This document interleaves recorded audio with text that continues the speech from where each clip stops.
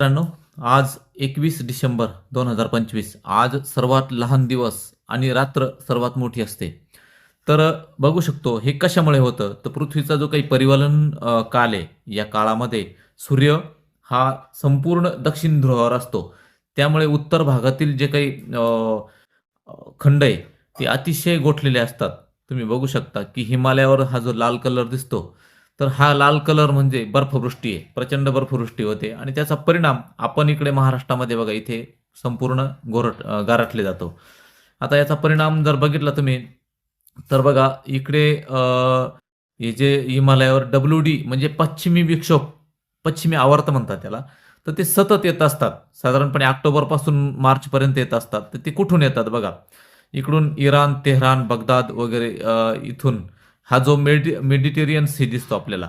तर इकडं जर टेम्परेचर बघितलं त्याच्या भागातलं, तर ते अगदी मायनसमध्ये असतं. -30-40 पर्यंत टेम्परेचर असते बघा या भागातलं.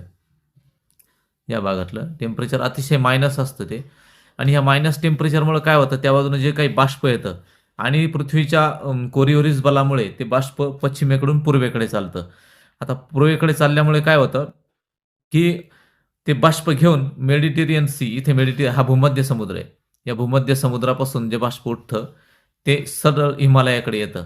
मग इराण, इराक, बगदाद, तेहरान असं क्रॉस करून ते हिमालय आणि चीनच्या भागात येतं आणि त्याला आपण डब्ल्यू-डी पश्चिमी विक्षोभ म्हणतात. आता तुम्ही बघू शकता, की जम्मू काश्मीरवर हा जो लाल कलर दिसतो, कारण त्या ठिकाणी प्रचंड त्या ठिकाणी बर्फवृष्टी होत आहे आणि हवा ही उत्तर-दक्षिण असल्यामुळे मोठ्या प्रमाणामध्ये आपल्याकडे जे काही विरळ ढग दिसताय बघा तुम्ही.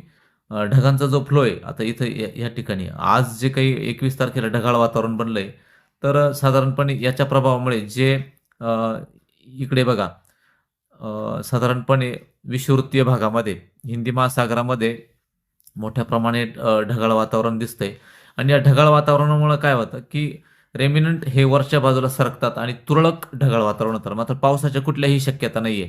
वरती भारताच्या हिमालयाकडे त्या भागामध्ये बर्फवृष्टी आणि खालच्या भागामध्ये पाऊस अगदी कोमोरिन द्वीप समूहाच्या बाजूला. त्यामुळे पावसाची कुठलीही शक्यता आत्ता तरी आपल्याकडे दिसत नाही. पुढच्या 4 दिवस देखील पावसाची शक्यता नाही बघा. जो डब्ल्यू-डी आहे, पुढच्या 4 दिवसाची इमेज तुम्ही जर बघितली, तो जो पास होऊन गेला हिमालयावरून चायनाकडे निघून गेलाय बघा आणि त्यानंतर ढगाळ वातावरण हे साधारणपणे आज 21-22 तारखेला 2 दिवस ढगाळ वातावरण दिसतं 2-3 दिवस. नंतर ते देखील अधिक उंचीवरचे ढग आहे. त्यामुळे घाबरण्याची शेतकऱ्यांनी काहीही गरज नाहीये. तर ह्या दिवसामध्ये सूर्य हा संपूर्ण दक्षिण बाजूला गेलेला असतो. नंतर उत्तरायण हळू सुरू झाल्यानंतर 21 मार्च आपण म्हणतो त्याला 14 जानेवारीपासून मकर संक्रांतीपासून सूर्य हा हळू तिळ वाढत जातो आपण त्याला म्हणतो आणि दांडी पौर्णिमापासून दांडा वाढत जातो असं जुने लोक म्हणतात. त्याप्रमाणे जसं उत्तरेकडे सूर्य सरकतो तसं ऊन तापलं जातं आणि उन्हाचा चटका हा त्या ठिकाणी वाढू लागतो. म्हणून गहू वगैरे जे पिकं आहे त्यांना अजून थंडी आपल्याकडे डिसेंबरमध्ये तर आहेच, परंतु जानेवारीमध्ये देखील थंडी मॉडेल दाखवत आहे. 15 फेब्रुवारीपर्यंत जेमतेम थंडी असण्याची शक्यता आहे. त्यात अपडाऊन होत राहील. मात्र डिसेंबरमध्ये तर नाहीच, परंतु जानेवारीमध्येही पावसाची शक्यता कुठलीही दिसत नाही. त्यामुळे शेतकरी वर्गाने घाबरून जाण्याची त्या ठिकाणी गरज अजिबात नाही आहे. कारण हे बघा, या दिवसामध्ये बर्फवृष्टी होते, पाऊस होतो. हा फक्त दिल्ली एन-सी-आर पासून वरच्या भागामध्ये जम्मू काश्मीरकडे आणि आपल्याकडे वेदर पॅटर्न आय-टी-सी-झेड म्हणजे इंट्राट्रॉपिकल कन्व्हर्जन्स झोन ही शिफ्ट झाल्यामुळे आपल्याकडे पाऊस हा खालच्याच भागात असतो. म्हणून मध्य महाराष्ट्रात किंवा मध्य भारतामध्ये पावसाची शक्यता या नसतात. मात्र अंशतः दोन्ही बाजूला सिस्टम असल्यामुळे ढगाळ वातावरण हे होत असतं. म्हणून घाबरण्याची काहीही गरज नाहीये. नंतर जे काही सोशल मीडियावरती 2026 बाबत जे काही अंदाज येत आहे, की पाऊस पडेल अशा पद्धतीने एल निनोचा प्रभाव, ला निनाचा प्रभाव, तर ह्या बातम्या साधारणपणे 70% पर्यंत खोट्या असतात.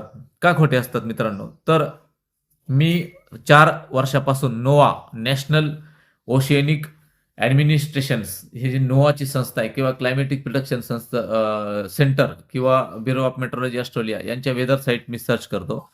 तर त्यांनी दिलेले जे काही आलेख असतात, तर हे आलेख कशा पद्धतीने खोटे होतात बघा, मी बघतोय, की त्या पद्धतीनं पाऊस कधी पडलाच नाही.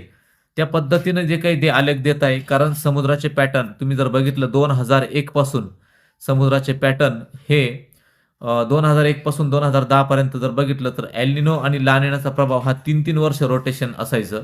परंतु समुद्राचं तापमान लँडसेट अहवालानुसार जवळपास 1.50 म्हणजे 1.5 अंशाने वाढलेलं आहे आणि हे 1.5 अंशाने वाढलेलं तापमान जोपर्यंत कमी होत नाही तोपर्यंत वेदर पॅटर्न पूर्ववत होणार नाही. म्हणून शेतकरी वर्गाने घाबरण्याचं काहीही कारण नाहीये. लँडसेट अहवालानुसार पाऊस हा पुढील 25 वर्ष अधिकच दिसतो. म्हणून आपण फक्त एकच करायचं की टॉलरन्स पिकांच्या जाती लावा. आता द्राक्ष असो, डाळिंब असो किंवा भाजीपाला असो, जास्त पाण्याला, पावसाला तग धरणाऱ्या जाती लावा. त्यानंतर ज्या काही छाटण्या असेल तर ते 1 महिना अर्ली घ्या, कारण मे ते ऑक्टोबर या महिन्यात पावसाळा आपल्याकडे असण्याची शक्यता आहे. लक्षात घ्या, मागील देखील मे महिन्यात आपल्याकडे पाऊस पडला. तर हा वेदर पॅटर्नने आपल्याला दाखवून दिलं की कदाचित शिफ्ट होत आहे पॅटर्न, म्हणून त्या आधीच आपल्याकडे पाऊस येणार आहे. म्हणून जे काही आज मॉडेल जे दाखवत आहे, नोआ असेल किंवा डार्विन किंवा ताहिती, ही जी काही फेनॉमिना आहे पॅसिफिक ओशनमधील ऑस्ट्रेलियाजवळील, किंवा निनो 3.5 जे आहे पॅसिफिक ओशनमधील, याच्यावर मेजर केलं जातं की कशा पद्धतीने आपल्याकडे एल निनोचा प्रभाव होतो. परंतु मित्रांनो बघा, भारतीय इंडियन सबकॉन्टिनेंटल जो आहे त्याच्यावरती फक्त एकमेव असा घटक नाही की ज्याचा परिणाम आपल्यावर होईल. त्यामुळे एल निनो, ला निना पॉझिटिव्ह असेल काय, निगेटिव्ह असेल किंवा न्यूट्रल असेल काय, त्याचा काहीही परिणाम आपल्याकडे होत नाही. कारण मॅडन जुलियन ऑन्सोलेशन फेज देखील आपल्याकडे पाऊस आणतो. इंडियन ओशन डायपोल देखील न्यूट्रल असताना देखील यंदा पाऊस आपल्याकडे चांगला झाला, लक्षात घ्या. त्यामुळे फक्त फॅक्टर एकच नाहीये की त्याचा परिणाम आपल्यावरती होईल. त्यामुळे Indian ocean dipole, MJO phase, El Nino, La Nina, El Nino neutral phase, ह्या सगळ्या काही घटकांचा परिणाम आपल्याकडे होत असतो. त्यामुळे जे काही सोशल मीडियावर सुपर सायक्लोन येईल, सुपर एल निनो येईल, तर अशा गोष्टी फेक आहेत. कारण सुपर एल निनो आला तरीही त्याचा परिणाम आपल्याकडे अजिबात होत नाही. मागील 1700 पासून तर आतापर्यंत डेटा जर बघितला तर एल निनो असताना देखील चांगला पाऊस आपल्याकडे झालेला आहे. त्यामुळे शेतकरी वर्गाने घाबरून जाण्याची गरज नाही. या दिवसामध्ये थंडी का असते तर सूर्य आपल्या ध्रुवापासून अतिशय लांब असतो. उत्तरेकडे अतिशय थंड वातावरण असतं, मायनस टेम्परेचर असतं आणि तो वारा हा आपल्याकडे उत्तर बाजूकडून येत असतो. त्याच्यामुळे थंड हवेचे बाष्प घेऊन हे वारे असतात. त्यामुळे थंडी ही टिकूनच राहण्याची शक्यता आहे. फार कमीही होणार नाही, पण 8-9 पर्यंत थंडी येईल. काही भागामध्ये ती कमी होऊ शकते. त्यामुळे थंडी ही 15 फेब्रुवारीपर्यंत टिकून राहण्याची शक्यता आहे.